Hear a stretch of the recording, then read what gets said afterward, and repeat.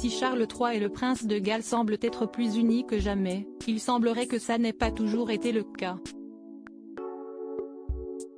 Si est ce que l'on apprend dans le nouveau livre de la journaliste Valentine Lecourtier. Elle se base sur un événement survenu en 2017 lors du limogeage d'un des hauts fonctionnaires de confiance de la reine Elisabeth II. Il s'était produit à la suite d'un coup d'État au palais. À l'époque, Sir Christopher Gate, un ancien officier du renseignement militaire, s'était vu dans l'obligation de quitter son poste de secrétaire privé de la reine en 2017 après s'être brouillé avec le roi Charles III et le prince Andrew. Seulement, le prince William n'aurait pas du tout apprécié la manière dont avait été traité Sir Christopher Gate, maintenant Lord Gate. Le mari de Kate Middleton n'aurait même pas hésité à en parler avec le chef de la maison du monarque, le Lord Chamberlain de l'époque, Earl Peel. Le prince William était furieux. Il a parlé à sa grand-mère et à son père.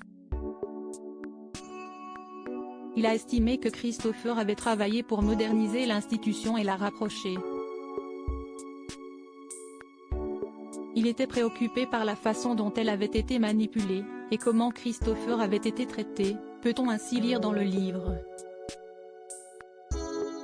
Le prince William a rarement été autant en colère. Il était vraiment en colère à ce sujet, pas nécessairement parce que c'était la mauvaise décision.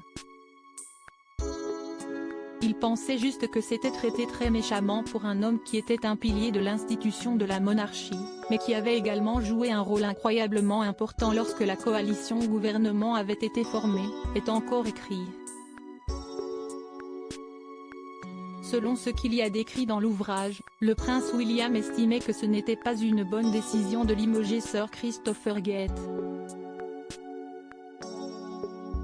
Il pensait qu'il n'avait rien à voir avec le coup d'État mené et que ce n'était pas une bonne chose de le jeter sans ménagement. Sur cette affaire, une source a déclaré au Daily Mail que le limogeage de Lord Gate a été un grand choc, alors que beaucoup pensent que s'il avait toujours été à son poste, la débâcle du Mégoï ne se serait pas produite. Il avait le doigt sur le pouls et les gens pensent qu'il aurait trouvé un moyen d'anticiper le départ du duc et de la duchesse de Sussex, ou du moins trouvé un moyen de faire en sorte que les choses fonctionnent plus à l'amiable, a poursuivi la source.